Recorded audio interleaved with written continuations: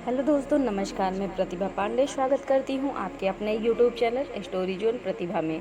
तो दोस्तों, आज का वीडियो बहुत ही रोचक होने वाला है, इसलिए अनुरोध है कि आप वीडियो को पूरा ज़रूर देखें और मित्रों में शेयर करना न भूलिए। तो चलिए शुरू करने वाले हैं हम। और आज हम इन 3 बिंदुओं पर बात करने वाले हैं। तो पहला है एक प्रश्न, हनुमान जी कौन हैं और हनुमान जी की पूछ के बारे में कुछ विशेष रोचक तथ्य। और दूसरा, सनातन धर्म के अनुसार शयन के नियम। और तीसरी चीज़ ये है कैसे पहचाने कि दैवीय शक्ति आपकी मदद कर रही है। तो दोस्तों शुरू करते हैं। पार्वती जी ने शंकर जी से कहा, भगवान आपने इस भक्त को कैलाश आने से तो रोक दिया, वरना किसी दिन मैं इसे अग्नि में भस्म कर दूंगी। यह जब भी आता है मैं बहुत असहज हो जाती हूँ। यह बात मुझे बिल्कुल भी पसंद नहीं है। आप इसे समझा दीजिए या कैलाश में प्रवेश न करें। शिव जी जानते थे कि पार्वती सिर्फ उनके वरदान की मर्यादा रखने के लिए रावण को कुछ नहीं कहती हैं। वह चुपचाप उठकर बाहर आकर देखते हैं रावण नंदी को परेशान कर रहा है। शिव जी को देखते ही वह हाथ जोड़कर प्रणाम करता है। प्रणाम महादेव। आओ दशानन, कैसे आना हुआ? मैं तो बस आपके दर्शन करने के लिए आ गया था महादेव।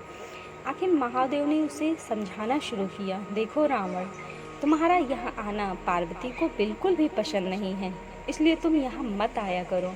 महादेव, यह आप क्या कह रहे हैं? आप ही ने तो मुझे किसी भी समय आपके दर्शन के लिए कैलाश पर्वत पर आने का वरदान दिया है, और अब आप ही अपने वरदान को वापस ले रहे हैं। ऐसी बात नहीं है रावण, लेकिन तुम्हारे क्रियाकलापों से पार्वती परेशान रहती है, और किसी दिन उसने तुम्हें श्राप दे दिया तो मैं भी कुछ नहीं कर पाऊंगा। इसलिए बेहतर यही है कि तुम यहाँ पर ना आओ। फिर आपका वरदान तो मिथ्या हो गया महादेव। मैं तुम्हें आज एक और वरदान देता हूँ। तुम जब भी मुझे याद करोगे मैं स्वयं ही तुम्हारे पास आ जाऊंगा, लेकिन तुम अब किसी भी परिस्थिति में कैलाश पर्वत पर मत आना। अब तुम यहाँ से जाओ। पार्वती तुमसे बहुत रुष्ट है। रावण चला जाता है। समय बदलता है। हनुमान जी रावण की स्वर्ण नगरी लंका को जलाकर राख करके चले आते हैं, और रावण उनका कुछ नहीं कर सकता।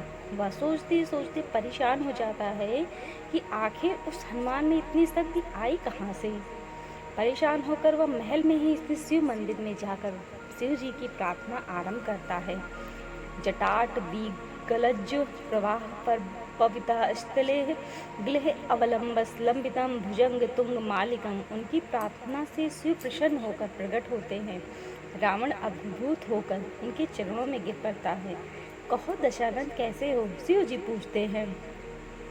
आप अंतर्यामी हैं महादेव, सब कुछ जानते हैं प्रभु। एक अकेले बंदर ने मेरी लंका को, मेरे दर्प को भी जलाकर राख कर दिया। मैं जानना चाहता हूँ कि यह बंदर जिसका नाम हनुमान है आखिर कौन है?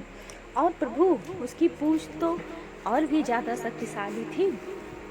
किस तरह सहजता से मेरी लंका को जला दिया? मुझे बताइए कि यह हनुमान कौन है? शिव जी मुस्कुराते हुए रावण की बात सुनते रहते हैं और फिर बताते हैं कि रावण, यह हनुमान और कोई नहीं, मेरा ही रुद्र अवतार है। विष्णु ने जब यह निश्चय किया कि वे पृथ्वी पर अवतार लेंगे और माता लक्ष्मी के साथ अवतरित होंगी, तो मेरी इच्छा हुई कि मैं भी उनकी लीलाओं का साक्षी बनूं। और जब मैंने यह निश्चय पार्वती को बताया तो वह हट कर बैठी कि मैं भी अब साथ ही रहूँगी। लेकिन यह समझ नहीं आया कि इसे इस लीला में किस तरह भागीदार बनाया जाए। तब सभी देवताओं ने मिलकर मुझे यह मार्ग बताया। आप तो बंदर बन जाइए और शक्ति स्वरूपा पार्वती देवी आपकी पूछ के रूप में आपके साथ रहें, तभी आप दोनों साथ रह सकते हैं। और उसी अनुरूप मैंने हनुमान के रूप में जन्म लेकर राम जी की सेवा का व्रत रख लिया, और शक्ति रूपी पार्वती ने पूछ के रूप में और उसी सेवा के फलस्वरूप तुम्हारी लंका का दहन किया। अब सुनो रावण, तुम्हारे उद्धार का समय आ गया है, अतः श्री राम के हाथों तुम्हारा उद्धार होगा। मेरा परामर्श है कि तुम युद्ध के लिए सबसे अंत में प्रस्तुत हो, जिससे कि तुम्हारा समस्त राक्षस परिवार भगवान श्री राम के हाथों से मोक्ष को प्राप्त हो और तुम सभी का उद्धार हो जाए। रावण को सारी परिस्थिति का ज्ञान होता है और उस अनुरूप वह युद्ध की तैयारी करता है। और अपने पूरे परिवार को राम जी के समक्ष युद्ध के लिए पहले भेजता है और सबसे अंत में स्वयं मोक्ष को प्राप्त होता है। जय सिया राम जी। ओम नमः शिवाय। तो दोस्तों, सनातन धर्म के अनुसार शयन के नियम। पहला है, शून्य तथा निर्जन घर में अकेला नहीं सोना चाहिए। देव मंदिर और शमशान में भी नहीं सोना चाहिए। मनुस्मृति के अनुसार किसी सोए हुए मनुष्य को अचानक नहीं जगाना चाहिए, विष्णु स्मृति के अनुसार। और तीसरा है, विद्यार्थी, नौकर और द्वारपाल यदि ये अधिक समय से सोए हुए हैं तो इन्हें जगा देना चाहिए, चाणक्य नीति। और चौथा है, स्वस्थ मनुष्य को आयु रक्षा हेतु ब्रह्म मुहूर्त में उठना चाहिए, देवी भागवत। बिल्कुल अंधेरे कमरे में नहीं सोना चाहिए, पद्म पुराण। भीगे पैर नहीं सोना चाहिए, सूखे पैर सोने से लक्ष्मी धन की हानि प्राप्त होती है। अति स्मृत, टूटी खाट पर तथा जूठे मुंह नहीं सोना चाहिए, वर्जित है महाभारत के अनुसार। और छठवां, नग्न होकर निर्वस्त्र नहीं सोना चाहिए, गौतम धर्मशास्त्र के अनुसार। और सातवां है, पूर्व की ओर सिर करके सोने से विद्या, पश्चिम की ओर सिर करके सोने से प्रबल चिंता, उत्तर की ओर सिर करके सोने से हानि व मृत्यु तथा दक्षिण की ओर सिर करके सोने से धन व आयु की प्राप्ति होती है, आचार नए युग के अनुसार। और आठवां है, दिन में कभी नहीं सोना चाहिए, परंतु ज्येष्ठ मास में दोपहर के समय एक मुहूर्त यानी 48 मिनट के लिए सोया जा सकता है। दिन में सोने से रोग घेरते हैं तथा आयु का क्षरण होता है। और नौवां है, दिन में तथा सूर्योदय एवं सूर्यास्त के समय सोने वाला रोगी और दरिद्र हो जाता है, ब्रह्म वैवर्त पुराण के अनुसार। 10वां, सूर्यास्त के एक पहर लगभग 3 घंटे के बाद ही शयन करना चाहिए। और 11वां, बाईं करवट सोना स्वास्थ्य के लिए हानिहितकर है। 12वां है, दक्षिण दिशा में पाँव करके कभी नहीं सोना चाहिए, यम और दुष्ट देवों का निवास होता है। कान में हवा भरती है, मस्तिष्क में रक्त का संचार कम हो जाता है, स्मृति भ्रंश, मौत व असंख्य बीमारियाँ होती हैं।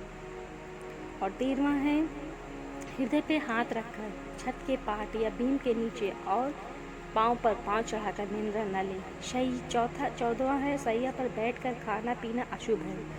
15, सोते सोते पढ़ना नहीं चाहिए, ऐसा करने से नेत्र ज्योति घटती है। 16वां, ललाट पर तिलक लगाकर सोना अशुभ है, इसलिए सोते समय तिलक हटा दे। इन 16 नियमों का अनुकरण करने वाला यशस्वी, निरोगी और दीर्घायु हो जाता है। नोट, यह संदेश जन जन तक पहुंचाने का प्रयास करें ताकि सभी लाभान्वित हों।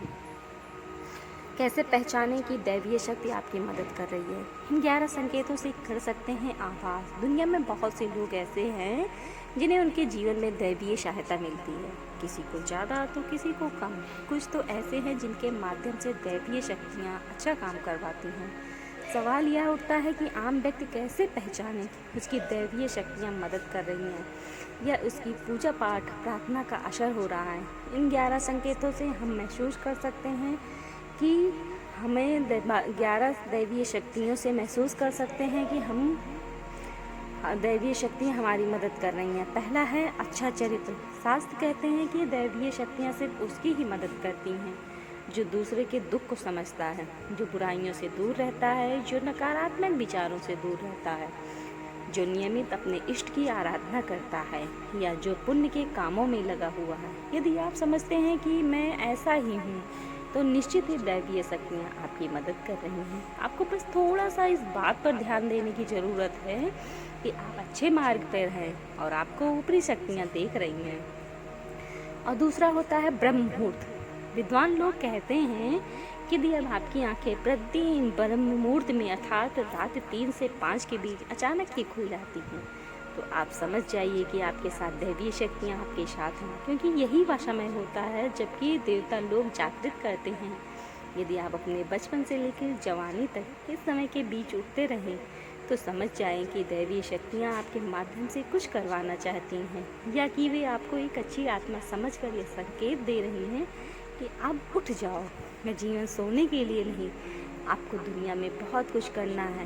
यह भी कहा जाता है कि शत्रु गुण प्रधान लोग इस काल में स्वतः ही उठ जाते हैं। और आयुर्वेद के अनुसार इस समय बहने वाली वायु को अमृत तुल्य कहा गया है या अमृत बेला होती है। कहते हैं कि इस काल में दुनिया के मात्र 13% लोगों की ही नींद खुलती है। और तीसरा है सपने में देव दर्शन।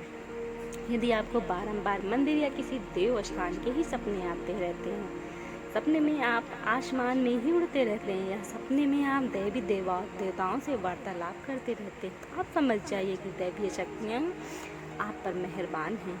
और चौथा है पूर्वाभास। यदि आपको आने वाली घटनाओं का पहले से ज्ञान हो जाता है या आपको पूर्वाभास हो जाता है, तो आप समझ जाइए दैवीय शक्तियों की आप पर कृपा है। और पांचवा है पारिवारिक प्रेम। आपकी पत्नी, बेटा बेटी और आपके सभी परिजन आपकी आज्ञा का पालन कर रहे हैं, वे सभी आपसे प्यार करते हैं और आप भी उनसे प्यार कर रहे हैं, तो आप समझ जाइए कि दैवीय शक्तियाँ आपसे प्रसन्न हैं। छठवां है भाग्य से भी तेज। जीवन में आपको अचानक से लाभ प्राप्त हो जाता है। आपकी किसी भी कार्य में किसी भी प्रकार की आपको बाधा उत्पन्न नहीं होती और सभी कुछ आपको बहुत आसानी से मिल जाता है, तो आप समझ जाइए कि दैवीय शक्तियाँ आपकी मदद कर रही हैं। सातवां है सुगंधित वातावरण का एहसास। यदि कभी कभी आपको यह महसूस होता है कि आपके आसपास कोई है या आपको बिना किसी कारण अपने आसपास सुगंध का एहसास हो, तो समझ जाइए कि अलौकिक शक्तियाँ आपके आसपास आपकी मदद के लिए हैं। और आठवां है सुहानी हवा। आप पूजा कर रहे हैं, यदि आपको लगे कि अचानक सुहानी हवा का झोंका या प्रकाश पुंज आ गया और शरीर में शिहरण दौड़ने लगे, तो ऐसा तो पहले कभी नहीं हुआ, तो समझिए कि देवी देवता आप पर प्रसन्न है। ठंडी हवा का घेराव। भूमि पर रहते हुए भी कभी कभी आपको यह एहसास हो जाता है कि मेरे आसपास बादल या ठंडी हवा का एक पुंज है जिसने मुझे घेरा हुआ है, तो आप समझ जाइए कि अलौकिक या दैविक शक्ति ने आपको घेर रखा है। ऐसा अक्सर बहुत ज़्यादा पूजा पाठ करने वाले व्यक्तियों के साथ होता है। और 10वां है रोशनी का पुंज। अचानक ही आपको तेज रोशनी का पुंज दिखाई दे जिसकी कि आप कल्पना भी नहीं कर सकते, या आपको अचानक ही कानों में मधुर संगीत सुनाई दे और आप आश्चर्य करें कि यहाँ आसपास तो कोई संगीत बज ही नहीं रहा, फिर भी वह कानों में सीटी बजने की तरह सुनाई दे, तो आप समझ जाइए कि आप दैवीय शक्तियों के सानिध्य में हैं। ऐसा अक्सर उन लोगों के साथ होता है जो निरंतर ही अपने इष्ट देव का मंत्र जप कर रहे होते हैं। और सबसे लास्ट 11वां है किसी की आवाज़ सुनाई देना। आप रात में गहरी नींद में सो रहे हैं और आपको लगता है कि किसी ने मुझे आवाज़ दी, और आप अचानक ही उठ जाते हैं, लेकिन फिर आपको आभास होता है कि यहाँ तो कोई नहीं है, लेकिन आवाज़ तो स्पष्ट थी। ऐसा आपके साथ कई बार हो जाता है, तो आप समझ जाइए कि आप पर किसी अलौकिक शक्ति की मेहरबानी है। ऐसे में आप हनुमान जी का ध्यान करें और धन्यवाद दें। जय श्री राम, जय सनातन धर्म, जय गोविंदा। दोस्तों, आपको हमारी यह वीडियो कैसी लगी हमें कमेंट बॉक्स में अवश्य बताएं, और हमारे चैनल को लाइक, शेयर, सब्सक्राइब जरूर करें और लास्ट में बेल आइकन भी दबाएं। और हाँ दोस्तों, आप कहाँ से हमारी वीडियो देखते हैं, कमेंट में ये भी बताना मत भूलिएगा। धन्यवाद दोस्तों।